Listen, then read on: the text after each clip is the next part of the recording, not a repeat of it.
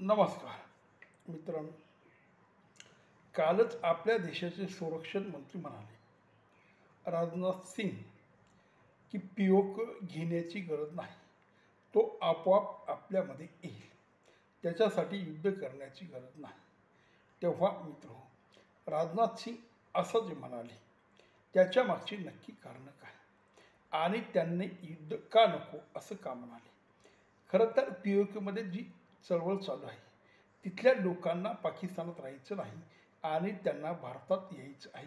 वेळोवेळी त्यांनी तसं बोलून दाखवलं.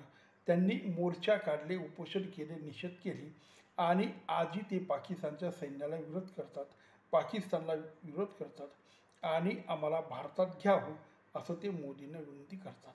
जर एखादा समाज सुटावून येण्यास तयार असेल तर मग त्यासाठी युद्धाची काय गरज आहे असं राजनाथ सिंग यांना म्हणायचं आहे.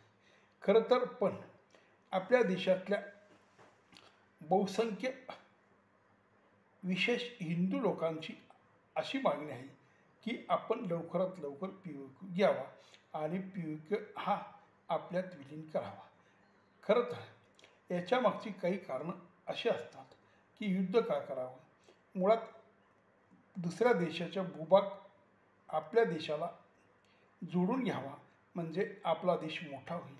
दुसरी गोष्ट, समोरच्या दुश्मन देशाला धडा शिकवण्यासाठी, त्याच्यात फूट पाडण्यासाठी, त्या देशाला गरीब करण्यासाठी खरं तर आपण त्याच्यावर आक्रमण करून त्यांचा भूभाग जेवढा बळकावता येईल तेवढा बळकावा, अशा पद्धतीची राजकीय नीती असते.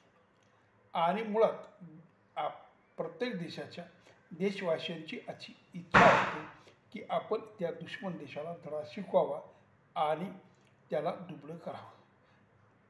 हे झाले काही युद्ध करण्याची कारणं.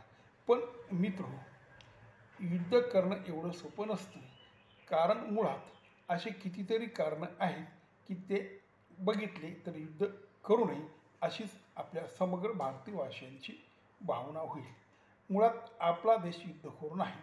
आपल्या देशाचा जो इतिहास आहे, ज्या परंपरा आहे, जी संस्कृती आहे, त्या संस्कृतीमध्ये दुसऱ्या देशावर आक्रमण करणं आपल्याला शोभण्यासारखं नाही. कारण आपल्या पूर्वजांनी आणि हजारो वर्षापासून भारताने कुठल्याही देशावर आक्रमण केलं नाही. जरी भारतात लोकशाही आज आली असेल, पूर्वी राजेशाही होती, पण तरीही जवळजवळ 1,500 ते 2,000 वर्षाचा जो इतिहास आहे त्या इतिहासापासून कुठल्याही राजाने फार लांब जाऊन दुसऱ्या देशाशी युद्ध करण्याचा इतिहास नाही. म्हणजे जसं ग्रीक राजा अलेक्झांडर भारतात आला, त्यानंतर तुर्क, मंगोल असे मुस्लिम राजांनी भारतावर किंवा जगावर आलेल्या देशात आक्रमण केली आणि राजा बनून त्यांनी ह्या देशात किंवा अनेक देशामध्ये राज्यकारभार केला. तसं भारताच्या कुठल्याही राजाने परकीय देशात जाऊन असं काही प्रकार केला नाही. फार पूर्वी म्हणजे फारसा इतिहास ज्ञात नसताना त्याचा एक वरवर उल्लेख काही ठिकाणी सापडतो की आपल्या देशातल्या राजांनी श्रीलंका, त्यानंतर इंडोनेशिया इथल्या काही प्रदेशावर थायलंड राज्य केलं. पण फार पूर्वी या सगळ्या प्रदेशावर भारतीय संस्कृती नांदत होती आणि अखंड भारतमध्ये श्रीलंका, म्यानमार, अफगाणिस्तान, पाकिस्तान, बांगलादेश मोडत होते. इराणचाही काही प्रदेश त्याच्यात येत होता आणि इंडोनेशियाचाही काही भाग त्या अखंड भारतात समाविष्ट असेल किंवा नसेल, पण संस्कृतीदृष्ट्या भारतीय संस्कृती या सर्वदूर प्रदेशावर पसरल्यामुळे तो आपलाच प्रदेश वाटायचा. म्हणून आपल्या राज्यांनी त्या काळात काही ठिकाणी आक्रमण केली आणि काही वर्ष राज्यकारभार केला. तेव्हा मित्रहो, मी तुम्हाला बोललो की आपला देश युद्धखोर नाही, म्हणजे आपण फारसं दुसऱ्यावर आक्रमण करत नाही. आपली संस्कृती तुम्ही आनंदात राहा, सर्वे सुखेन सन्तु सर्वे सन्तु निरामया या तत्वावर आधारित आहे. दुसरी गोष्ट अशी, युद्धात मनुष्यहानी मोठ्या प्रमाणात होते. एकदा युद्ध सुरू झालं की मुळात सैनिक मारले जातात दोघं देशातले, आणि त्याचबरोबर आजच्या आधुनिक काळात बॉम्ब वर्षाव होऊन, क्षेपणास्त्र पडून अनेक लोकांची घरं, अनेक मनुष्यहानी होण्याची शक्यता दाट प्रमाणात असते. आणि पुढे महत्त्वाचं म्हणजे युद्धामध्ये एकदा सुरुवात झाली की देशात महागाई वाढते. वेगवेगळे भाजीपाल्यापासून तर अन्नधान्यापासून सगळ्यांच्या वस्तू ह्या महाग होतात आणि मग त्यामुळे अर्थव्यवस्थेला खीळ बसते. आणि सगळ्यात महत्त्वाचं, भारताने पाकिस्तानबरोबर जे युद्ध केलं आत्ता पनामा पहलगावच्या हल्ल्यानंतर, त्याच्यात ते लवकर संपवलं. त्याच्या मागचं कारण होतं अर्थव्यवस्थेला खीळ बसू शकली असते. जेवढे जास्त दिवस युद्ध तेवढा खर्च अधिक. आणि आपण आजच 4 नंबरची अर्थव्यवस्था झालो. आपण 2 किंवा 3 वर्षात 3 नंबरची अर्थव्यवस्था होऊ. तेव्हा युद्ध जर खेळलं असतं तर या अर्थव्यवस्थेला खीळ बसली असती आणि प्रगती खोळंबली असती. कारण मित्रहो, रशियाला असं वाटलं की आपण 2 महिन्यात युद्ध संपवू, पण तसं काही झालं नाही. युक्रेन आणि रशियाचं 3 वर्षापासून युद्ध चालू आहे, पण तरीही युद्ध संपायला तयार नाही. युक्रेन बेचिराख झाला, रशियाची मोठ्या प्रमाणात हानी झाली. आणि सगळ्यात महत्त्वाचं म्हणजे युद्ध सुरू करता येतं, ते बंद करता येत नाही. मी तुम्हाला आत्ताच रशिया युक्रेन युद्धाचं उदाहरण सांगितलं.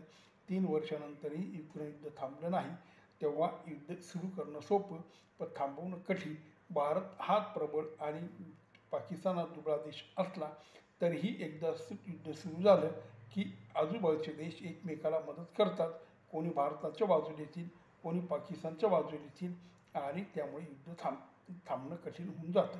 जर आपण पाकिस्तानला युद्ध केलं तर प्रथम चीन पाकिस्तानला मदत करेल, त्यानंतर तुर्कस्तानही पाकिस्तानला मदत करेल, त्यानंतर मुस्लिम इतर देशसुद्धा पाकिस्तानच्या पाठीमागे उभे राहतील. म्हणजे जो पाकिस्तान 8 दिवसात युद्धामधून बेचिराख झाला असता किंवा त्याला 8 दिवसाच्या पुढे युद्ध खेळता आलं नसतं, तोच पाकिस्तान नाही जर कमी जास्त 6 महिने तर टिकू शकतो.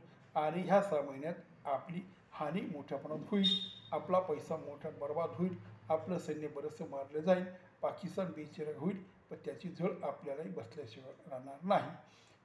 आणि महत्त्वाचं म्हणजे जे परराष्ट्रीय धोरण असतं, आपल्या देशाची जी अनेक देशांची संबंध आहेत, युद्ध सुरू झाल्यानंतर त्याच्यात दुपडी तयार होईल. काही देश पाकिस्तानच्या बाजूला जातील, काही भारताबरोबर येतील आणि मग आपले सगळ्या देशांबरोबर असणारे संबंध, आपल्या सगळ्या देशांबरोबर असणारा व्यापार याला कुठेतरी खीळ बसेल आणि मन कडवट होतील आणि देश एकमेकाच्या विरोधात उभी राहतील. तेव्हा ह्या सगळ्या गोष्टी जर करायच्या असतील आणि त्यातून जर POK घ्यायचं असेल तर मग POK असा स्वतःहून येण्यास तयार आहे. मग एवढी घाई का? हाच त्याचा राजनाथ सिंग यांचा अर्थ आहे. आणि भारत सरकारला हेच म्हणायचं आहे, आज नाही तर 2 वर्षात, 4 वर्षात, 5 वर्षात POK नक्की भारतात विलीन होणार आहे. मग एवढं सगळं फुगतचं मिळत असेल तर कशासाठी आपण भांडण करायचं आणि युद्धासारखा सगळ्यात मोठा निर्णय घेऊन स्वतःच्या देशाचं नुकसान करून घ्यायचं? ही साधी सरळ गोष्ट आहे. पण आपल्या देशातील जे अभिमानी, स्वाभिमानी किंवा कट्टरवादी जी मंडळी आहे, त्यांना असं वाटतं की भारत सरकार असं लेचेपेचं धोरण का ठेवतं? आपण जेव्हा पहलगावनंतर पाकिस्तानवर हल्ला केला त्याच वेळेस POK का घेतला नाही? किंवा युद्ध थांबवल्यानंतर ट्रम्पकडे असं आपण का मागणी केली नाही की आम्ही युद्ध थांबवू, पण आम्हाला पहिले POK द्या? तेव्हा मित्रो, अशा प्रकारचे वाटाघाटी करता येतात नाही असं नाही, पण त्याच्यामध्ये अनेक अडचणी असतात. देशाची काही नीती असते, राजकीय काही कूटनीती असते. या सगळ्या गोष्टींचा विचार करून राजकारणी, कारभार करणारे लोक सगळं बघत असतात. तेव्हा आपण आज POKची वाट बघू, अनेक दिवस POK भारतात येईल याचं स्वागत करू. नमस्कार.